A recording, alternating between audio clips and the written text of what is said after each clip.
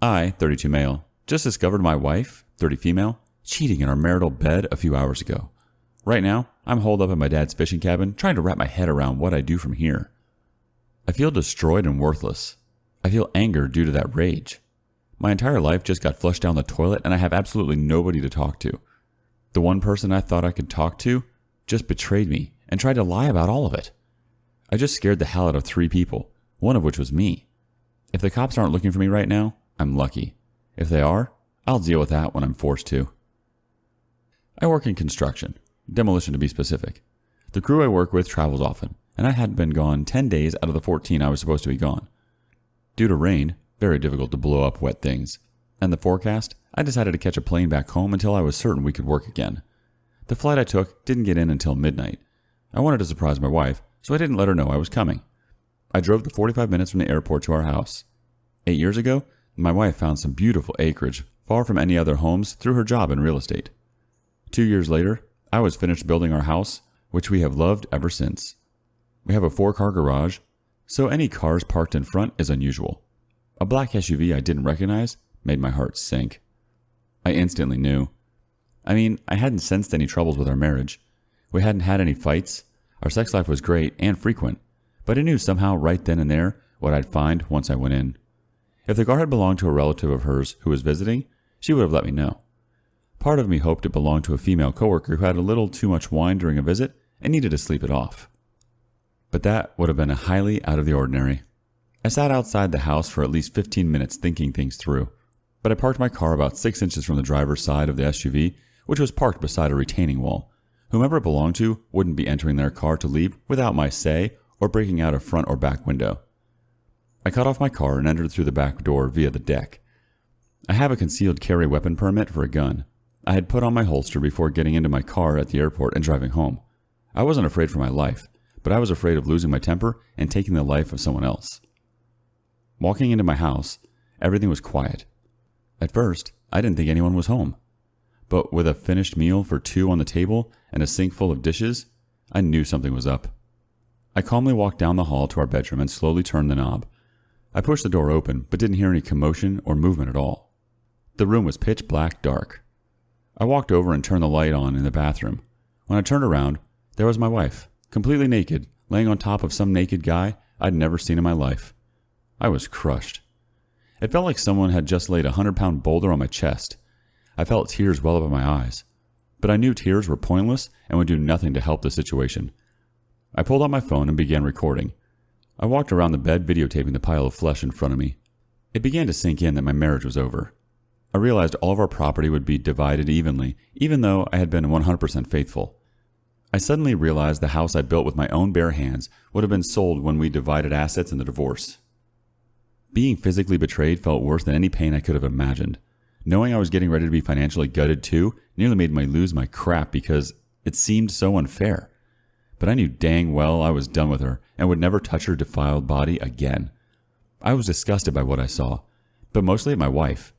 In my mind, she had gone from sweet, devoted wife to alley crack whore in the span of 15 minutes. Neither moved at all. I was fairly certain they were both passed out drunk. Since the house was going to need to be sold, I suddenly didn't care about any damage to the house I'd worked so hard on. I pulled out my .45 and just looked at both of them betraying me in my own bed.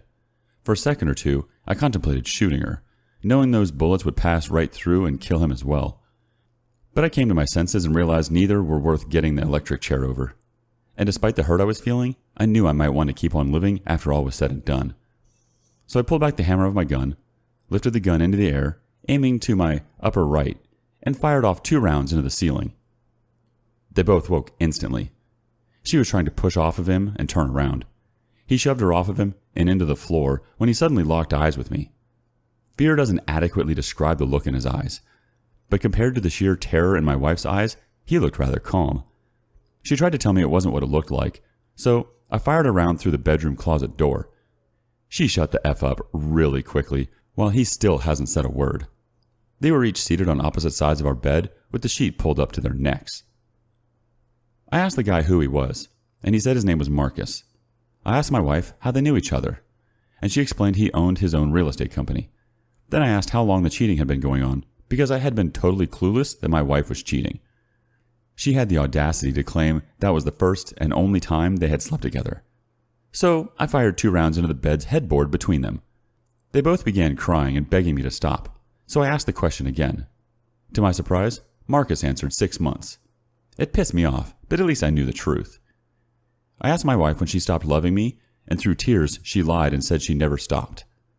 I fired 2 rounds into the bathroom on her side of the bed, and she began screaming as glass from the mirror shattered all over the counter and floor. I told her she was a lying, worthless whore, and I was done with her lies.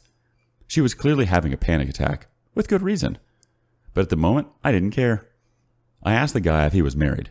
He replied that he was. I asked if he had children that would miss him. He swallowed before admitting he had 2 children.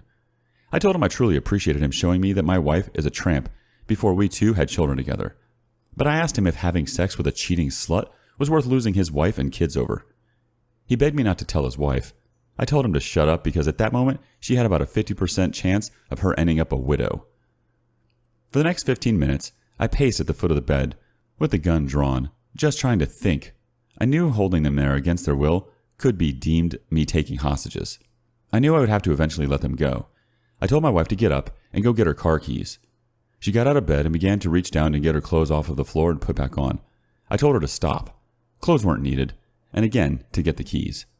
She walked down the hall and brought back her keys, handing them to me still crying. I removed the house key and told her she wouldn't be needing it anymore. I knew she wanted to protest. I couldn't do that, and that legally she was right. But a 45 tends to make debating legality moot.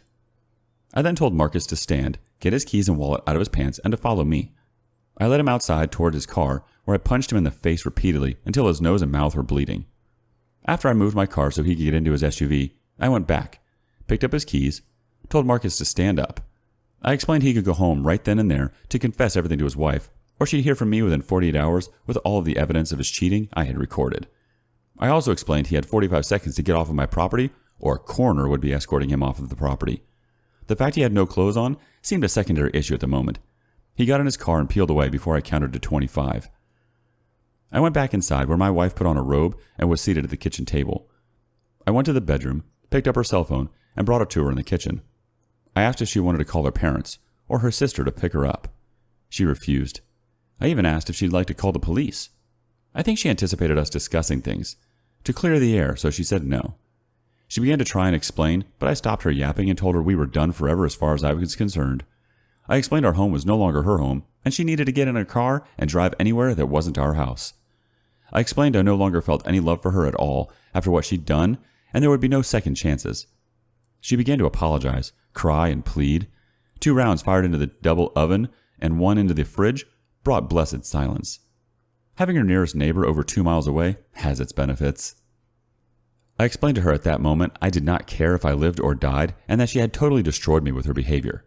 I also explained that all love I ever had for her turned to hate the minute I saw she and Marcus naked together. If I could have Thanos snapped her from existence and my memory at that moment, I would have. I told her I was barely maintaining my composure with the feelings I had of loathing her. I said it would be best if she went to the garage, got in her car, and drove away forever. Through tears, she went out in the garage, got in her car, and left. That was about 5 hours ago. Realizing I may have committed a crime or 2 with my reaction, I didn't want to deal with any cops that happened to show up. I turned off everything and locked the doors before going out and getting into my car again.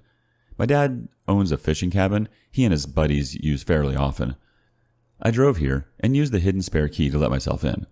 It was far too early to call anyone when I got here. I decided I needed a drink, and I'm about a quarter of a way through my father's Belvenny scotch. Dad is going to be pissed about that until I tell him what my wife did. Plus, I'm pretty certain it's the bottle I bought for his birthday last month. I really don't know what to do. I've read through posts here and other subs on Reddit looking for answers, but most seem to be people trying to figure out if their spouse is cheating. I already know the truth. Well, I know as much of the truth as I want to know. The reasons for infidelity all ring hollow. Other posts seem to be some strategies to get a cheater back. Why anyone would want to get back a cheating spouse is beyond me. But I want a divorce. I want it in my favor and as fast as I can get it. She doesn't have the option to pick me ever again. I'm a human, not a carnival prize. I want to remove her from my life and burn any reminder of her in my life. I don't want to ever see or hear from her again. Can everything be taken care of by lawyers? I have money to get things started. What I don't have is the time, energy, and patience to be dealing with this BS. 8 freaking years of marriage down the drain. 8 years that I now consider one huge lie, because after what I just saw, how can I accept anything she has ever said to me as truth? 8 years of my life wasted on an evil witch fraud. Part of me is wishing I had shot them both and just taken my own life. But that may be the Scotch talking. Jesus, I have to get my crap tested just to make sure that whore didn't give me anything. Actually, I've pissed away a decade on her now that I think about it. Her actions have invalidated my life and negated any value to my time with her. The only thing I will be taking from this marriage is that honesty and loyalty are things from the past. The only thing forever about any relationship anymore is herpes. That crap is forever. Love and marriage are effing lies. Really, really down right now. Some, I'm sure, are already viewing me like some knuckle-dragging Neanderthal for responding with violence and threats. I also know some will give me grief for the use of one of my guns. I didn't shoot anybody, and the bed sheets were already soiled before I fired a shot. If bullet holes reduce the price the house can be sold by a few thousand, I can live with that. I just can't deal with this crap. Part of me wants to just eat a dang bullet and give up. The life I had is over, and it isn't coming back, even if I wanted to. People are going to say I dodged a bullet. Irony. Not having kids with my wife and finding out she's disloyal. It doesn't feel that way right now. I go from crying uncontrollably to rage like I've never known. Either I face this or just end it all. And right now, the second choice seems like the better option. Maybe if I pass out and get a little sleep, things won't seem as bad, but I doubt it. The weather forecast looks like things will be clearing up enough to work in a few days, so I will need to be on a plane the day before. I don't like the region we are working in for various reasons, but part of me just wants to stay there when the job is done and not come back. Part of me wants to figure out where I want to start over, if I want to even deal with starting over. How do I decide what lawyer to get? Is there a rating system online for legal assistance on Yelp or some other site? I hate dang lawyers. Members of the scummiest legal profession. Now I have to find the most hardball lawyer I can find. Sorry for the wall of text. It wasn't as cathartic as I hoped, but nothing is going to remove this heartache anytime soon. What the hell am I supposed to do? What is the point of doing anything? The person I was focused on giving my all for is gone forever, and tonight I learned never existed. I wasn't perfect by any means, but I was faithful. I was never abusive. She'd never heard me really yell until tonight. I was a good husband. I like being married and faithful.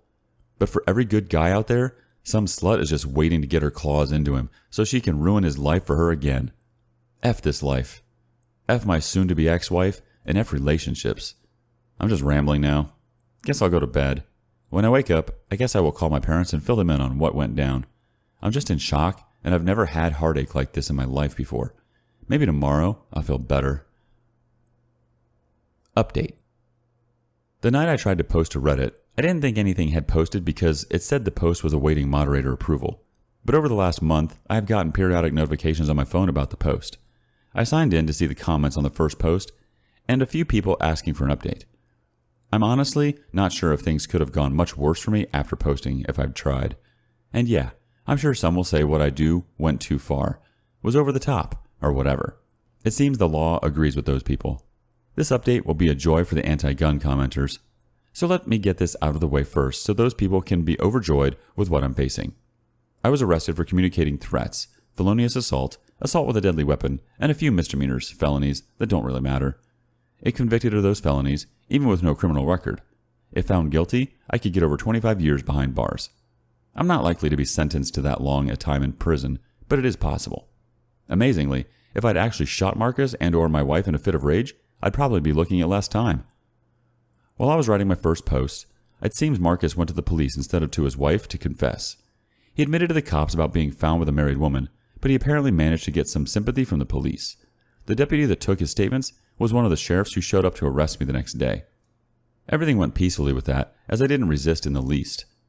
In hindsight, I think getting me charged was a preemptive strike by Marcus, because the judge at my arraignment forbade me from having any contact with Marcus or any of his family members.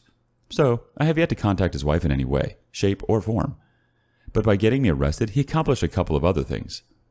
I informed my job of the charges, which would not allow me to leave the state. They went into panic mode because my job is so specialized. It took them 2 weeks to find someone with the same training and experience, but now I'm looking for a job. That certainly threw a kink into getting lawyers. Before I could even think about getting a divorce attorney, I had to focus on a defense attorney. I was served divorce papers 2 days ago. It's apparent my wife was going to try and take me for everything, but she and I have not talked since that night. She has called and texted, but I haven't read, answered, or responded to anything. I freaking hate her guts. I'm never getting over this. I'm not going to be able to move on. I'm not getting anything close to my life back. I've been staying with my parents. They have been awesome and very supportive. But this situation I've gotten myself into, there isn't much anyone can say. Right now, everyone is so focused on the criminal charges I'm facing and not going to jail. The fact I've lost my wife and future has been put on hold, so to speak, even after getting divorce papers. I've heard my mom crying for me in private. This is destroying my parents as well. They shouldn't be worrying their son will be spending time behind bars. They should be focused on their retirement and enjoying life. I guess I haven't just ruined my own life, but I'll be damned if someone didn't destroy mine. I spend most days holed up in my childhood room waiting for the other shoe to drop. I have reason to believe that my wife is assisting Marcus or the police against me in criminal court. She sure as hell isn't obstructing anyone, that's for sure. Again, I haven't talked to her, so I don't know what is going on in her head. But if she hates me, for what I don't know, as much as I hate her, I guess she's giving me what I deserve. I'm sorry I can't give a better update. Those who always fall in the leave and divorce them camp will be happy to know that will be happening come hell or high water. I just don't know if I will be doing it as a free man, or if it will happen while I'm behind bars finishing my sentence. I was talking with my cousin the other night, and he said something to the effect about when I start dating again. He meant nothing by it, but it was just so... I can't even explain it. Like, forget what my wife did to me and never having trust in any woman again. I haven't even started to ponder that. And then it occurred to me, if worse comes to worse, my next date could be with some guy named Jerome. My lawyer is actually trying to win my case, not just keep me out of jail. I appreciate that, and that is what I need to happen. But I can't do prison. If I'm convicted, even without jail time, my career is done for. But prison, I can't endure. I've been in shock since the moment I turned the lights on and saw my wife laying naked on top of another man. This whole incident just keeps getting worse and worse. I feel like I'm watching a movie, but can't stop even though I'm disgusted. This sounded a lot clearer in my head than it looks typed out, but that was the best I could do under the circumstances. My life is utter hell right now, and cheating is 100% to blame. Edit. There are several responses in the comment section to questions and comments. I don't have it in me to type all of that out several times. Someone will provide an update in a month or two. If it's me, then great. If not, things got ugly and are only getting uglier. Update 2. I will try and explain what has happened since my update, even though I know I will give incorrect legal terms and words in the process. But, from what I was told, it is a federal law for the prosecution and defense to present all evidence and potential witnesses before a trial. There was a reason my lawyer kept the footage of my soon-to-be ex-wife and Marcus cheating a secret. It wasn't like a trial, more like a hearing, but there was a judge presiding. My lawyer actually introduced a USB drive as the evidence, but had the footage on a tablet. Long story short, Marcus either didn't know I had proof or forgot I had told him. I did remember putting my phone away after recording them before I pulled my gun. So, he and my wife never saw a phone.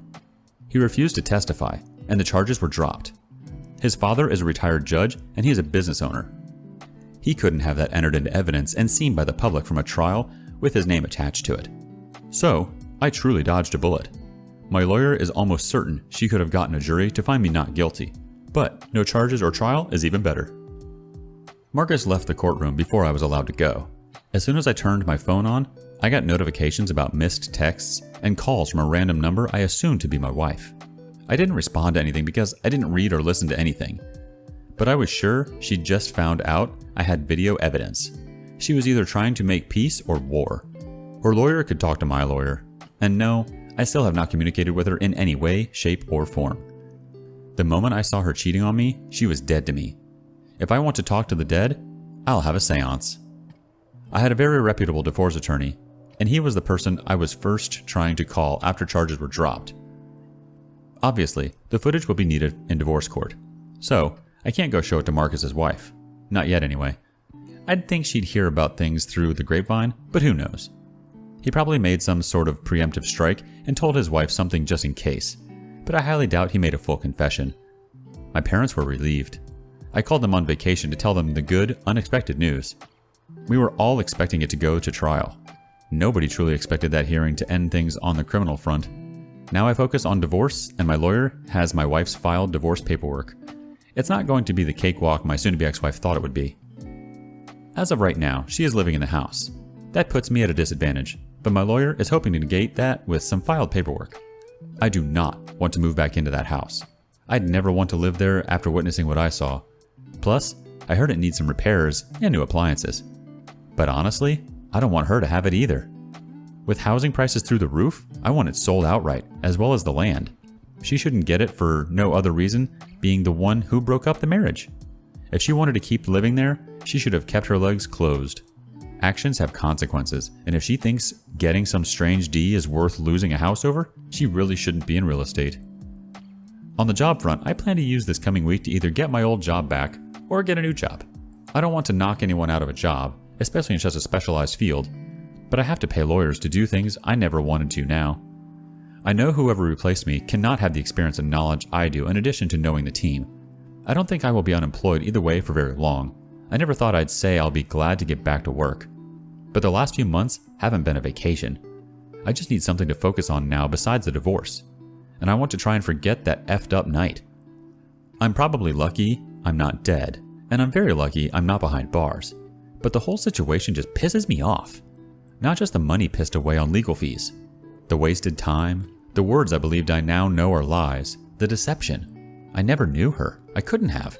And to think I behaved like an idiot over someone I never knew is disturbing. I mean, if you want to go postal and beat the hell out of someone over a worthy, loyal, loving woman, have at it. But to go bat loco over someone that lied and never cared? Not worth a single punch. And certainly not worth the gunfire. Learn from my mistake. It isn't worth it.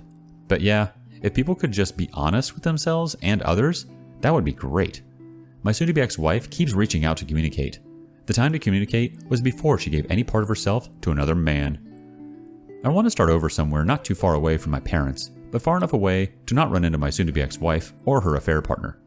I hate big cities, but small towns have a suckiness all their own. I make great money. Well, I mean I did, and will again. Just starting over with new everything after the last couple of months sounds so appealing. I just can't think of anywhere I want to live. I just know now I don't want to live here. I'm so glad we didn't have children, or this experience would be far worse. It's such a comfort to be able to ghost her and move on without a child forever connecting anyone. And I love kids. I would still love kids one day. But thank God I didn't have any with the woman that could do that to me. At least I know I can have a life again, a career again. I'm really down on this whole thing called life at the moment, but knowing I have freedom and opportunity gives me hope. I can move on from her as a huge mistake in my life, a tragedy of epic proportions. I know I need therapy after all of this and what I did. I have an appointment scheduled in 2 weeks to start individual counseling. I already know I will get blasted over anger issues, but I need to hear it, and I need someone to help me put my life back together after everything came unhinged. I appreciate the advice given to me here. I appreciate the kind words and even the haters. What I did was effed up. I admit that. I can only better myself going forward. I can't change who I was in the past. Some more thoughts about the story from Sick RM. That one moment of clarity when you decided to hit record saved your life. If you can, pick a place you either haven't been to in a while or always wanted to visit and go for a few days to clear your head. Also write out how you ideally want the rest of your life to go. Then work on a plan to make it happen. OP responds, I remember threatening Marcus I'd send footage to his wife. I have no way to know if he didn't hear me or thought I was bluffing. In his defense, at the time I told him, he had blood pouring from his nose, but he was genuinely shocked to see the clip and knew his wife would too. The places I'd like to visit are mostly far away from people, but that's doable being on the road so much. The writing out of a life plan is an excellent idea. I thank you for that. The script I was going by got burned to a crisp, and now I have to rewrite it. Right now, I just know what I don't want. Maybe with some time and therapy, I can discover some of the things I do want. The final thought comes from rage, sadness, all in one. I am so happy that things have gone this way for you legally. This is exactly how they should have gone, albeit much sooner in my opinion. There is a reason some states and countries already recognize crimes of passion as a defense for extenuating circumstances resulting in minimized charges for murder cases, and it should be recognized as such for significantly less situations such as this as well. Frankly, they are lucky you had the control you did. History has proven not all people have as much restraint. Be kind to yourself and give yourself credit for what you did do right in the face of all they did wrong. The scales here are tipped mightily in one direction, and let's face it, yours was a reaction to a deep and horrible betrayal. Not many people prepare emotionally to be betrayed in that manner, So how are we to have the tools to react perfectly when that time comes? I wish you a speedy divorce with majority in your favor, and may you never have to see her again. And Godspeed sending the footage to the affair partner's wife once the divorce is sorted. I wish you all the best, and I hope you are now able to start taking steps out of this dark place and begin to start the healing process. I'm so sorry this has happened and for all that has transpired. And ignore all those running their mouth about responsible gun ownership, etc. Your responses have been right on the money. Final update. Marriage demolition, final update. I've been pondering for days how to even begin to explain what has happened and where things stand. I owed it to those that have given me good advice since my screw-up to give an update. But just writing out what has happened and all the details and drama would take way too long. Our lawyers began corresponding. My soon-to-be ex-wife's side kept requesting she and I talk, and I kept saying no. Our side tried pushing the negotiations and get the ball rolling on our side. Every time the house and property got mentioned, my lawyer felt they were acting twitchy, whatever that means. But they still wanted to meet face-to-face and talk, saying it was very important for both of our futures going forward apart or together. I still wanted to say no, but my lawyer pretty much told me I'll have to see her in court eventually and we should meet. They knew we had infidelity evidence and what it was, but hadn't seen it. My lawyer wanted to know exactly what they would say and angle they were playing. I just didn't want to see her or hear her voice. They weren't willing to do a group text, so we met. We met at a conference room at my lawyer's office. I was seated when my wife and her lawyer came in. I wanted my gaze to convey a touch of hate with ample disgust thrown in. She started crying and walking toward me, so apparently it didn't work. I told her to back the F up, which made her cry harder. I began moving back and away from her, which got her to stop coming forward. I'll spare everybody the specifics, but I pretty much cursed her out worse than any human has been cursed out. Before that fateful night, she'd never heard me yell at her. Before that day in the conference room, I'd never cursed at her. Not even that horrible night. I let it all out. Every vile thing I had thought about her, every horrible thing I believed about her, and everything I wished would happen to her. Her lawyer was really shocked. Mine was just a little shocked, but I told him to expect it when he agreed to the meeting. My wife finally grasped I meant every word and hated her for what she'd done to us, what she'd done to me. Before the meeting ever started, we had to take a 30-minute break to calm down. When we actually did meet, my wife had a request to speak to me without interruption. I couldn't give a word-for-word account of what she said if I tried, so I won't. She started out saying she was extremely sorry for everything that has happened. She wished I would talk to her or answer her texts, but accepted that wasn't going to happen after what I said earlier. Then she went straight into telling me the land we owned could be worth a huge amount of money in the not-too-distant future. Apparently, a company I will not name but everyone has heard of might want to purchase a huge amount of land to build on. The deal would be conditional on getting other landowners to sell. And I'm talking about a ton of acreage that the company would be buying up. Our land is in a zone of the country X number of miles from a power station, X miles from a major highway, airport, water source, etc. It fits all of their qualifications. Then she said we really need to discuss the land because she can't sell it without me. That is when I stopped her. I said, but you could have if I'd gone to prison, couldn't you? It wasn't a question. I knew the answer from her lawyer's expression. Then she came out saying she told Marcus not to press charges. F me running. I wanted to hit someone. But I can't hit a woman and my lawyer would sue me. I didn't care. They kept communicating after that night. But it still pissed me off. She said they had to stay in contact because he was the person behind the attempted sale. As the agent, he stands to make a mint. As the owners, we stand to make more. He has government and real estate connections stretching far and wide because of his parents' careers. But when he saw the opportunity to remove me from the equation, he took it. He never showed up anywhere naked. He had clothes in his car, but I didn't know. The cops got a very different story than what actually happened, but I'm not surprised. When I got charged, my wife claimed she wouldn't testify, but she couldn't get me to respond to her. She claimed she was glad I got the charges dropped. That was when I asked if she was glad before she found out I had recorded her and Marcus. She didn't answer. I let her and her lawyer see the footage I'd taken by passing them my phone. I don't think my lawyer wanted me showing it, but they knew it existed and I couldn't show it to anyone else yet. I told her that Marcus's wife would see that footage eventually. That's when she told me doing so would be losing out on a ton of money I'd never earned working my job. I asked if that was why she cheated. Money? Greed? I crap thee not. She actually told me she cheated for us. The argument that ensued over the comment alone went on for over an hour. We took a lunch break and I went off to eat alone for an hour just to get away from everyone. In one very odd way, she'd given me good news, but it was gift-wrapped in crap. The lawyers loved hearing of the potential sale of land. They knew we'd find out about it eventually, and at any potential immediate sale I would have to agree to, so they spilled. I can nix the whole deal if I choose to. It won't cost Marcus a cent yet, but it would keep me from making a lot of money. But I can't make a lot of money unless my soon-to-be ex-wife makes a lot of money too. When I went back to the meeting, my wife pretty much explained how all this got started. She was doing one of those parade of homes showings. Marcus's agency was showing 2 of the homes. They knew who each other were from traveling in the same circles, but he approached her and asked if we were happy living where we were. From there, he explained he knew an agent specialized in business manufacturing sites. He explained his idea, and I guess she saw dollar signs. Marcus, a trusted POS in our area, could probably buy up the land from locals much easier than someone they never met. The 2 agents working together could easily buy low and sell high. The deal couldn't be made without us, due to the positioning of our land. Marcus and my wife got involved talking to locals and planning things out. Then they got involved physically. So, 6 months before I knew my marriage had ended, it ended. She swore the 2 of them just got caught up in their excitement over the money. She said it didn't mean anything, it was just sex. I wanted to try and break my recent world cursing record, but I tried not to explode. I asked if she and that POS had used condoms. She said they did at first, but because she was on the pill, well, 6 days. 6 effing days. I shouted before calling her a disgusting, worthless whore.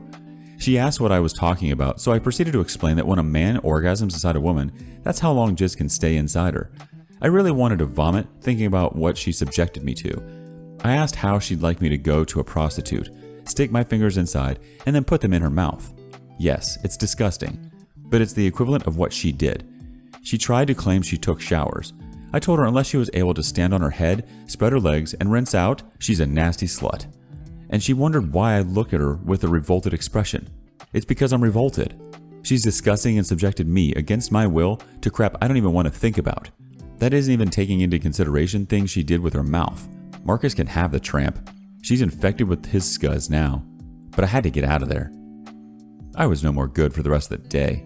I went and got drunk for the first time since my after party at my dad's cabin.